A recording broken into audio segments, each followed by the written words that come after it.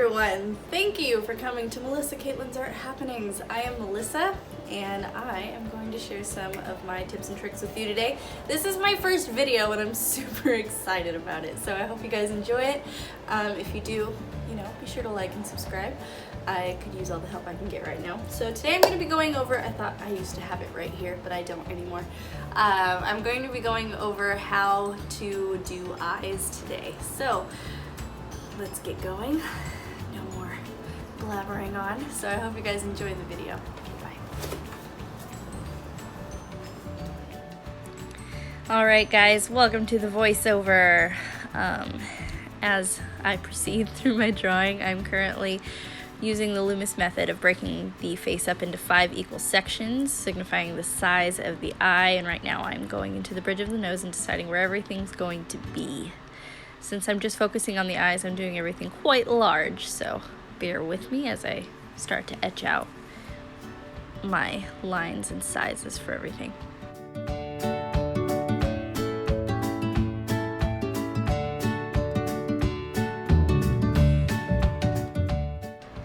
As I'm starting to draw the iris of the eyes, I find it important to mention you should probably make sure your eyes are looking at whatever they're focusing on. You don't want that whole eyes looking 2 different directions thing that some people can do. I decided to use this picture. This is actually my sister. She's looking straight ahead at the camera. She took this specifically for me because she loves me. I chose her because she has very large bulbous eyes, and that is helpful when you're trying to show that eyes are actually a sphere, which is going to become especially important when you start to shade.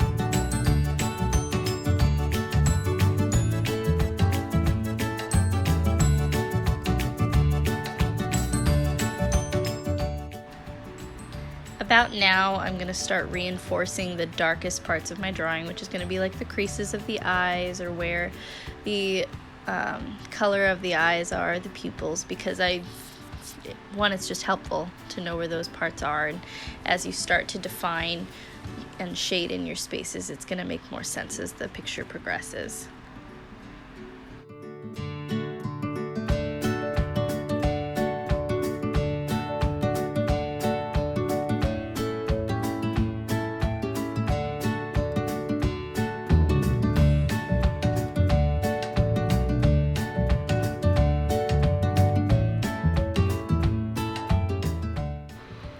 Now I'm starting to build up my midtones.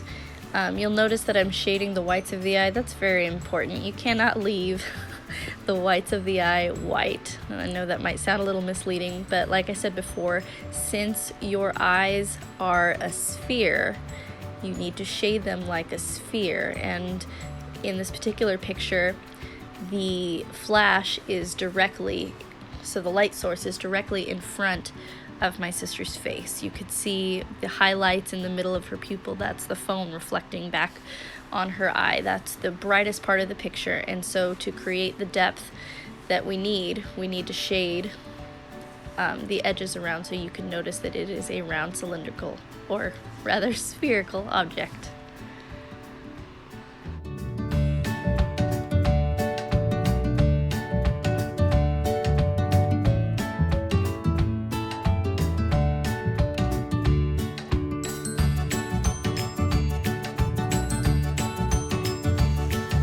So now I've built up the eyebrow on this side of the face, and I'm going to start building up the parts where the skin around your eye is quite soft, and hopefully I can get that point across in this drawing. But I'm really framing the face and trying to create that depth that you see. Like, your brow ridge is always highlighted, and because it's higher up, and your softer parts around the eye are where your eye sits or a little bit more sunken in, which is why people get, myself especially, I get bags underneath my eyes and stuff. But I'm going to start building up eventually the page right in the face. I always start on the left side because I am left-handed. You know, the smudge is real for left-handed artists. I also want to point out how I'm drawing the lash line. A lot of people forget, again, we're talking about three-dimensional planes here, so your lids they have their own surfaces and planes that you need to remember. There's the lash line and the water line, and you need to draw them independently. That's why I chose, again, my sister's eyes, because they're large, and this, I'm drawing them at this scale so you could see all these things closely. And it'll make sense as you're drawing the lashes on, because you're going to have a space for them to sit on and flare out.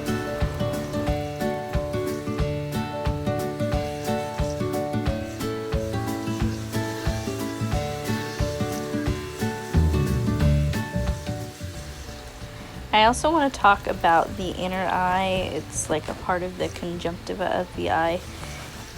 It almost always has a shine to it. You don't want it to just be this little red spot or the little pink spot inside your eye. You want to be able to show the piece of tissue that is there. So it's always moist. It always collects a shine. And I'm going to go on and continue framing my face with the other eyebrow, or my sister's face, obviously.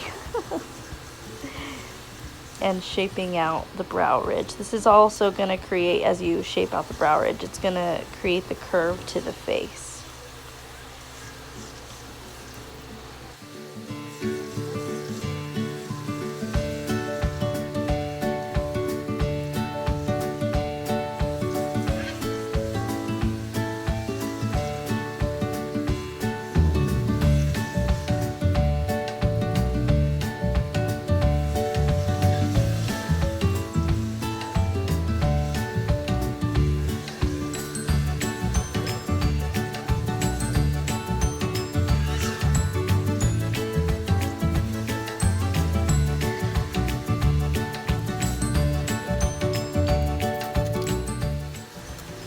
For most of the rest of the video, I'm going to just be building up contrast, because contrast is really where you make and break a piece, in my opinion.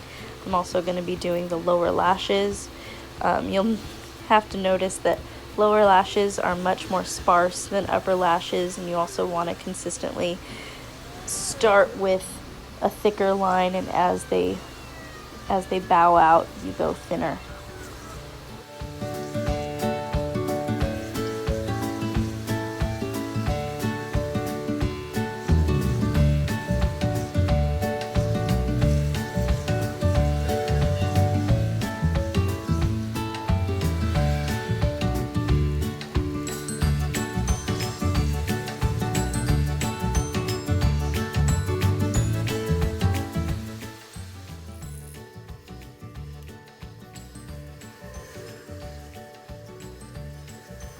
So as you can see here, I'm building up my lashes. I'm really trying to focus on the shapes that the lashes make together versus individual lashes, because it's going to make them look fuller and thicker, which, you know, is always nice. But it also helps it be more accurate, because if you're just going through making little lines all across the upper eyelid, it's going to look like that, just like a bunch of lines, instead of like eyelashes, which, again, clump together and make shapes.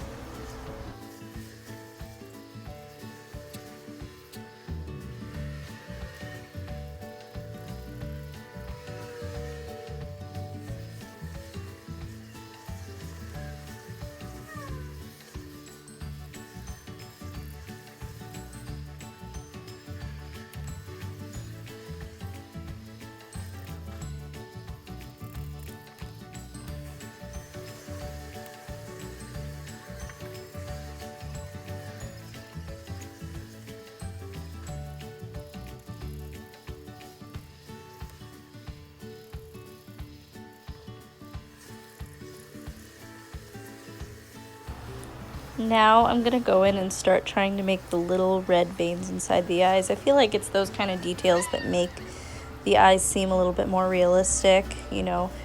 I'm not going for an airbrushed look, but obviously you don't want a big, thick vein across an eye or anything, so just very delicate little lines. And I'm also going to be, like you can see here, going in and trying to reinforce the waterline.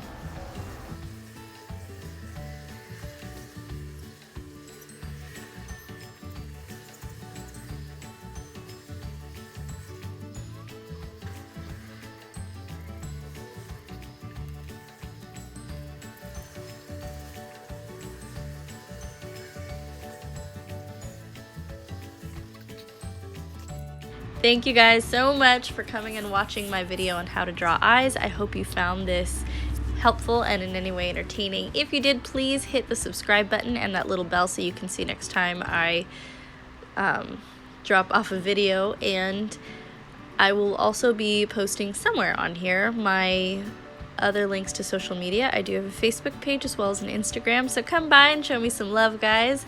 Again, I hope you guys found this to be in any way helpful. Have a good one. See you next time.